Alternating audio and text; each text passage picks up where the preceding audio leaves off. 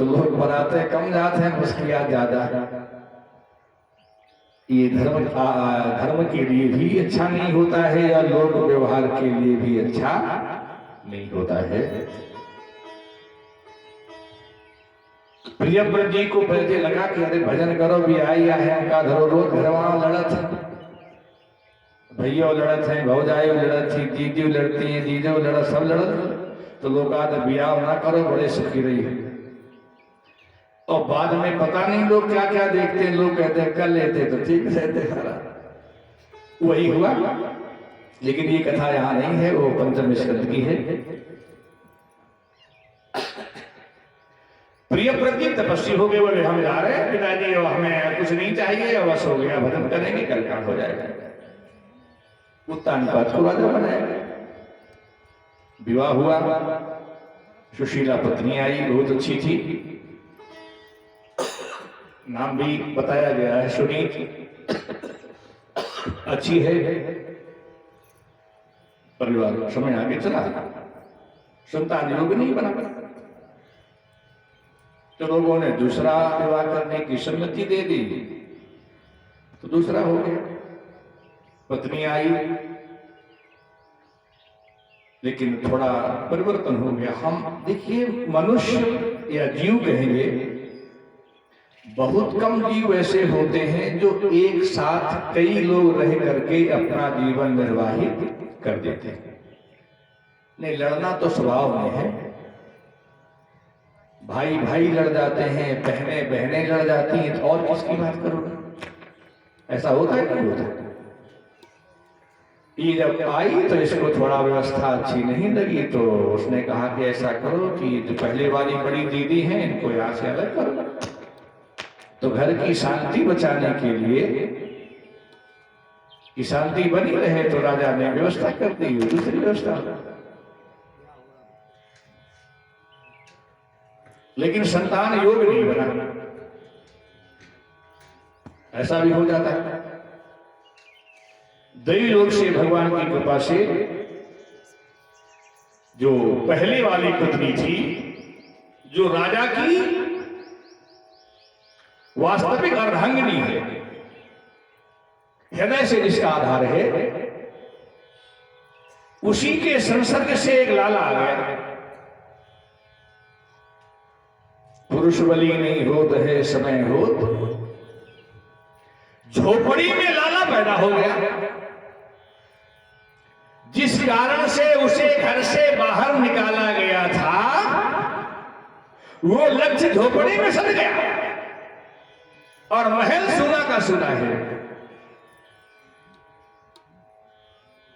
अब ये जिसने निकाला था घर से, विचार करो उसके ऊपर क्या बीत रही होगी। लेकिन जो विदुषी होती हैं या कोई विदुष होता है, तो अपने से द्वेष करने वालों की कभी निंदा नहीं करते हैं, उनका मानसिक साथ देते हैं।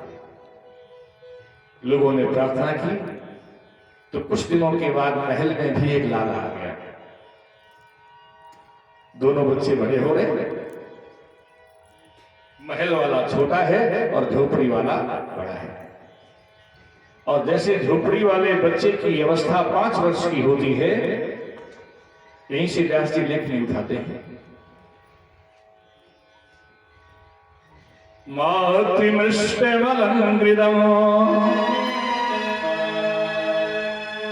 एक दिन मैया ने प्रसन्न होकर के अपने बेटे का श्रृंगार किया। अरे नहलाया धुलाया, तेल काजल लगाया, वही श्रृंगार होता है। बेटा चाहे जिसका हो, वो सबसे बड़ा होता है, चाहे संपन्न का हो और चाहे विपन्न का हो। संतान तो संतान होती है।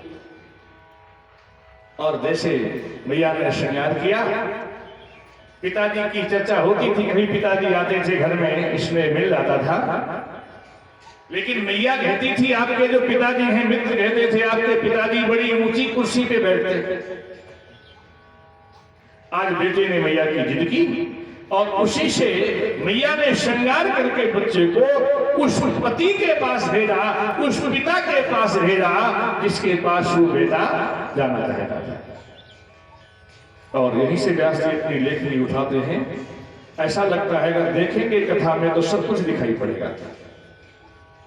जैसे आजकल लोग कैमरे से सब कुछ नहीं खींच लेते, वैसे कैमरा व्यास जी ने वहां से लगाया होगा दूर से। व्यास जी लिखते हैं, एक सुरुचे पुत्रो अंग मारो पलालय उत्तम नारुरुक्षन्तम ध्रुवं राजाभिनन्द्यत।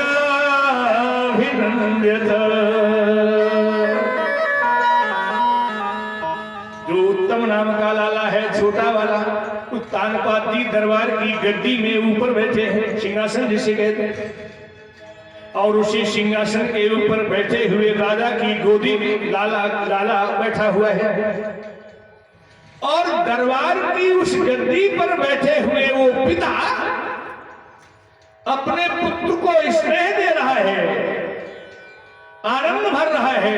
दोनों आनंदित हैं। बुढ़ापे में लाला मिला है तो दोनों अपने अपने हृदय को भर रहे हैं। पुत्र अपना लाभ ले रहा है और पिता अपना लाभ ले रहा है।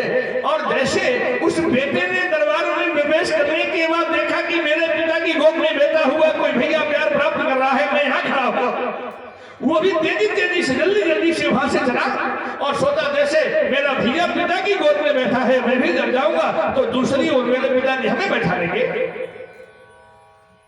मन हिलौरे भरने लगा। उछलता हुआ वो लाला जैसे तुरंत गति से आगे बढ़ रहा है। जैसे सामने आया तो दोनों हाथ जोड़े, जैसे मियां ने संस्कार दिया था प्रणाम करने का, वैसे प्रणाम किया। और जैसे बेटे ने को प्रणाम करते हुए उत्तानपाद ने देखा, हृदय प्रफुल्लित हो गया। एक लाला तो गोद में है, दूसरा भी आ गया। तो उसने बढ़ाया हाथ, सोचा ला इसे उठाऊं, इसे बैठा लेंगे और ये मेरा सौभाग्य होगा, आनंद की वृद्धि होगी। दोनों भुजाओं को संभालने वाले मेरे पुत्र होंगे, दोनों आधारों को देने वाले मेरे पुत्र होंगे, हमें बड़ा आनंद मिलेगा। ऐसा मन में भाव आया। उधर बेटा भी सोच रहा है, ऐसे स्थान पर बैठ करके मेरे पिता ने कभी हमें प्यार नहीं दिया है, ये आनंद नहीं दिया है। आज पहली बार सबके बीच में पिता की गोद में इस सिंहासन पर, इस कुर्सी पर बैठ करके देखने का सुख मिलेगा। दोनों अपने अपने भावों से भरे हुए हैं। बेटे ने अपने हाथ बढ़ाए और पिता ने भी अपने हाथ बढ़ाए, लेकिन समय क्या कहता है ये पता नहीं है। एक हाथ बेटे का पिता के हाथ में आया है और पिता उसे ऊपर खींचना चाहता था, और तब तक दूसरा हाथ कहीं से आकर के मां ने पकड़ लिया। एक हाथ पिता के हाथ में और दूसरा मां के हाथ में।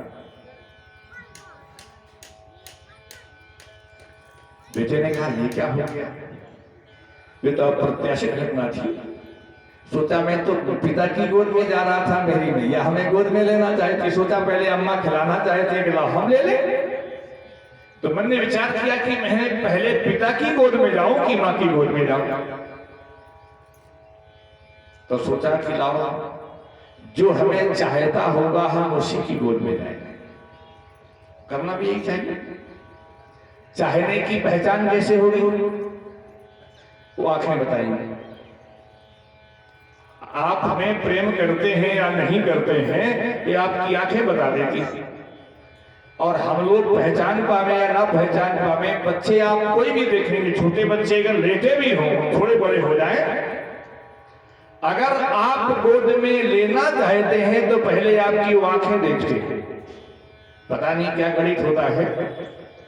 अगर आंखें समझ में आ गई तो आप समझ में आ गए, और नहीं आई तो कौ चिल्लाते रहेंगे। अगर आंखों में भागे तो मां की गोद में भी बच्चे नहीं रुकते हैं, आपकी गोद में आते हैं, क्योंकि उनको भाव मालूम होता है। बेटे ने सोचा मैं पहले पिता की गोद में जाऊं या मां की गोद में जाऊं। तो उसने सोचा लाओ पहले पिताजी की ओर चले जाए, पिताजी मिले नहीं, अम्मा तो वाली मिली, ये वाली मिली, आज मिल जाएंगे। और जैसे पिताजी की ओर दृष्टि डाली तो पिता ने आंखें झुका ली, और जब मां की ओर देखा तो मां देख रही थी। पिता का हाथ ढीला हो गया है तो हाथ भी छूट गया, और जब मां की आंखों में बेटे ने आंखें डाल करके देखी तो मां के नेत्र नहीं है, बदले हुए हैं, और मां ने भी हाथ छोड़ दिया। जीवन का पहला अनुभव है कि लोग त्यागे कैसे जाते हैं। माता पिता के बीच में संतान खड़ी है लेकिन अपनाने वाला कोई नहीं है। कहा मैं तो पिता की गोद में जाकर के पूर्ण होना चाहता था, पूरा होना चाहता था, लेकिन पिता ने नहीं दिया। मां मिल गई, मैंने सोचा मां की गोद में जाऊंगा तो मां जो खालीपन है उसे भर देगी, लेकिन मां ने भी कुछ नहीं दिया। तो बेटे ने दोनों हाथ नीचे कर दिए, असहाय सा हो गया।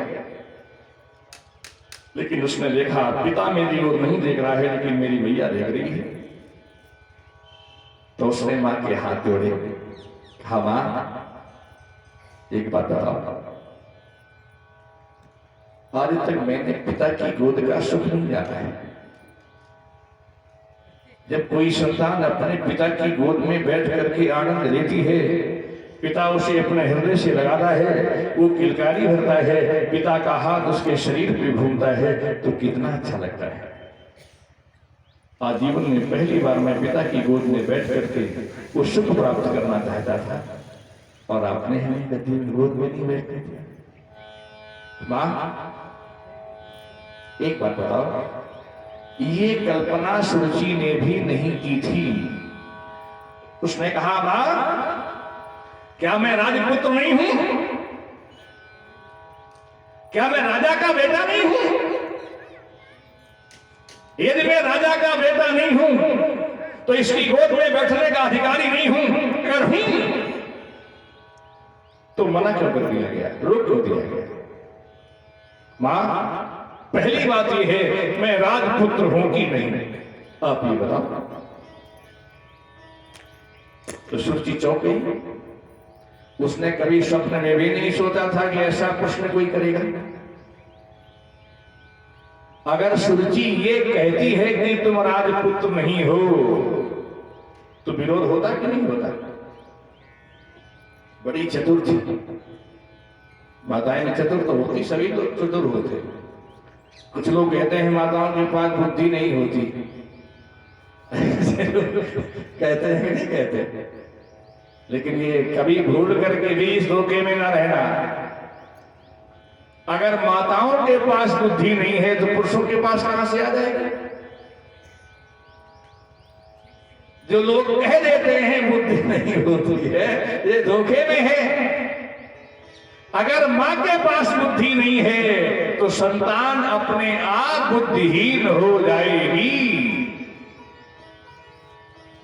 और कहीं इतिहास में चाहे जहां देखो, जहां पुरुष रास्ता भूला है वह स्त्री नहीं रास्ता दिया। बेटे ने कहा मां क्या मैं राजपुत्र नहीं हूं? और कब को लड़कों रास्ता दिखा देते।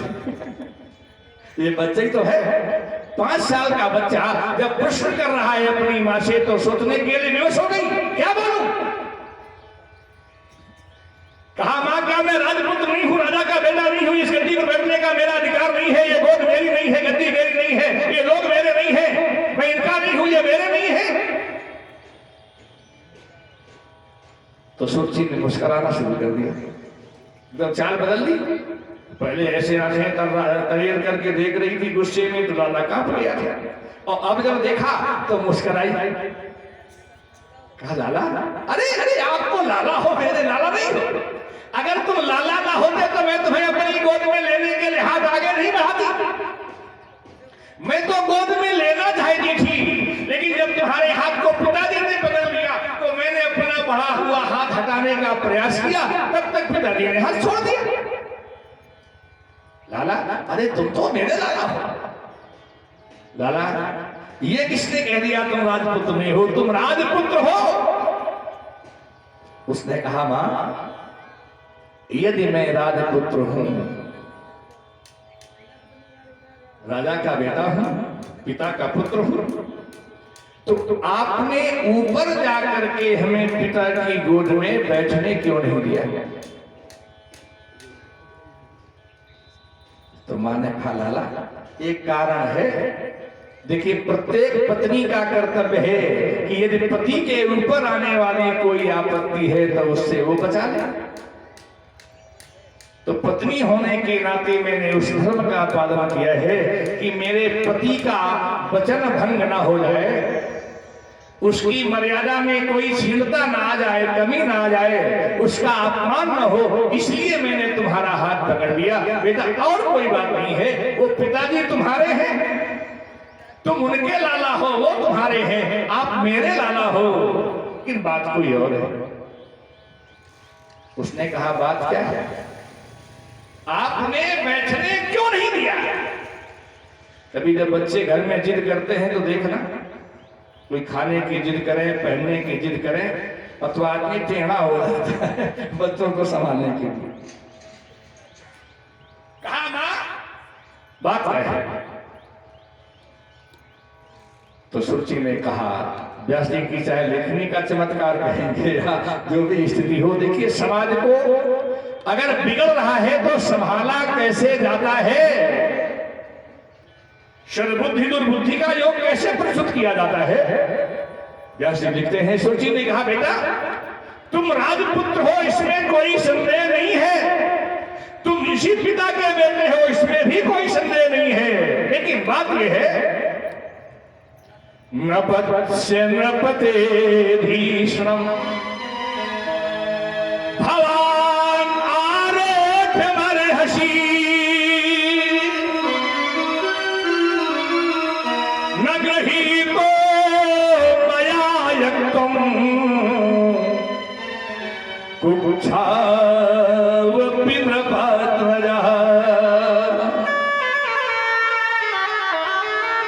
कहा बेटा ये दुर्भाग्य मेरा है, ये तेरा दुर्भाग्य नहीं है, मेरा दुर्भाग्य है। तेरी जैसी संतान इस पिता के द्वारा इस संसार को प्राप्त हुई है, मेरा हृदय रो रहा है। अगर तू संतान बनकर के आया था तो मेरी कुक्षी से आना चाहिए था, अगर तू मेरी कुक्षी से जन्म लेकर के इस संसार में आता तो ये गद्दी और गोद दोनों तेरी प्रतीक्षा कर रहे होते। लेकिन दुर्भाग्य ये है तुमने उस दुर्भागा के गर्भ से जन्म लिया है। अगर वो मेरी तरह भाग्यवान होती तो लाला ये गद्दी और गोद पहले मिल जाती, लेकिन वो दुर्भागा है कौन? कहा जिसने तुझे जन्म दिया है। उस दुर्भागा के लाला तुम लाला हो और हमारी शेषी सौभाग्यशाली के लाला नहीं हो। केवल हम और उस माता उस बहन में दोनों में यही अंतर है। अगर मेरी कुक्षी से आए होते तो ये गद्दी और गोद मिल जाती, तुम उसकी कुक्षी से आए हो, इसलिए ये दोनों सुलभ नहीं हो सकते। दोष मेरा है, तेरा नहीं है। अगर तू मेरी कुक्षी से आता हो आया होता तो मैं कृतकृत्य हो जाती, मेरा सौभाग्य होता, लोग ये देखते कि ये सुरुचि का बेटा है। लेकिन बेटा मैं क्या करूं, तो मेरा बेटा नहीं बन पाया। लाला तो है लेकिन पुत्र तो नहीं। बच्चे ने कहा हाँ मां, अब तो क्या बताऊं, पैदा तो हो गया हूं कहीं से। अब आप ये बताओ, यदि हमारे मन में ये भाव आवे कि हम आपको अम्मा कहें तो कह तो सकते हैं, पर ये गद्दी कैसे मिलेगी? गद्दी में बैठे हुए मेरे पिता की गोद हमें कैसे मिलेगी? अगर ये कोई ज्ञान दे सकता है तो केवल आप दे सकती हो। आपको ये पता है कि अगर मेरी कुक्षी से आया होता तो ये मिल जाता, आपको ये पता है उसकी कुक्षी से आया इसलिए नहीं मिल सकता है, तो आप ये भी बता सकती हो कि इस गद्दी पर आने की विधि कौन सी है। अपने जाल में कभी कभी लोग फंस जाते हैं, देखो फंसे कि नहीं फंसा। अगर ये गोद में ले लेते, आप पिता फिर पकड़ा देती कि लाला तुम बड़े अच्छे हो, अच्छा तुम कल चले आना, हम नए कपड़े पहना देंगे, तो चले जाते नहीं चले जाते। लेकिन ज्यादा बनाने के चक्कर में फंस गई। कहा मां अब बताओ, हम इस गद्दी पे कैसे बैठे? पिताजी बड़े अच्छे हैं, आप भी बड़ी अच्छी हो, ये भैया बड़ा अच्छा है, लोग बड़े अच्छे हैं, और हमारा मन करता है जब ये सारे लोग बैठे हो तो हम पिता की गोद में बैठ जाएं। अब बताओ अम्मा, हम क्या करें? तो उसने फिर रास्ता बताया। क्या बेटा? ये अरे कोई बात नहीं, ये गद्दी मिल जाएगी, ये गोद मिल जाएगी, कोई बड़ी बात नहीं है, लेकिन एक काम करना पड़ेगा। क्या बताओ करेंगे? सोचा का पाए छुई लो, काम चल जाएगा। तो अभी हम कर लेते हैं, हमारा क्या जाता है, सबसे कह लेते हैं। कहा क्या करना है? कहा एक काम करना है बेटा। क्या करना है? बोली तपसा आराध्य पुरुषम तस्यैवानो ग्रहेण में गर्भे त्वं साधयात्मानं यदि इच्छसि नृपाशनम्। लाला अगर गद्दी में बैठे हुए पिता की गोद चाहते हो तो एक काम करो, भगवान की आराधना करो, उस परम पुरुष को प्रसन्न करो जो सबका महापुरुष है। और जब वो तपस्या से प्रसन्न होकर के तुम्हारे सामने आ जाए और कहे लाला कुछ मांग लो, तो कह देना महाराज हम जल्दी से मर जाएं, ये शरीर न रहे। उनसे कह देना शरीर से हमें मुक्त कर दो, और जब वो कहे मुक्त होने के बाद तुम क्या करोगे, तो ये कह देना लाला कि महाराज हमें इस शरीर से मुक्त करके सुरुचि की कोख में डाल दो, कुक्षी में डाल दो, और वहां से जब वो कृपा करके तुम्हें मेरी कुक्षी में डाल देंगे तो मैं तुम्हें जन्म दे दूंगा।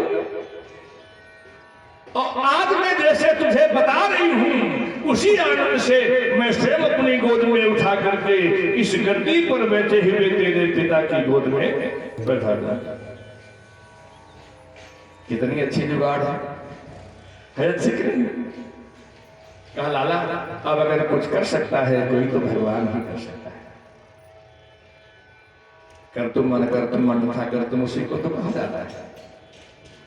कोई बात नहीं, बेटे ने माँ को प्रणाम किया, पिता को प्रणाम किया, चल पड़ा। इधर सुनीति को किसी ने सूचना दे दी कि ऐसा ऐसा हुआ है, मार हो रही है, लेकिन किसी ने देखा नहीं। जब आपत्ति वेला कभी जीवन में आ जाए तो लोगों के सामने रोना नहीं चाहिए। या मेरे कुकर्म लोग हैं, या सुकर्मों की सफाई हो रही है, विदाई हो रही है, इस समय को हमें प्रेम से काट देना है। कोई बात नहीं, मेरा बेटा है, तब तक देखा सामने से बेटा आ रहा है, आंसुओं को नीचे नहीं आने दिया, बाहर नहीं आने दिया, मुस्कुरा करके अपने बेटे की अगवानी की। कहा मेरे लाल, और जैसे भुजाएं फैलाई तो दौड़ने वाले बेटे ने माँ का हृदय पकड़ लिया। दोनों एक दूसरे में समाये हुए थे, दोनों अंदर से तो दुखी है लेकिन ऊपर से दुखी नहीं है। उसने कहा लाला अरे पिताजी मिले थे? बोले हाँ पिताजी मिले, भैया मिली, भैया मिले, लोग मिले, सारे लोग मिले। कहा सबने प्रेम किया? बोले सबने देखा, सबने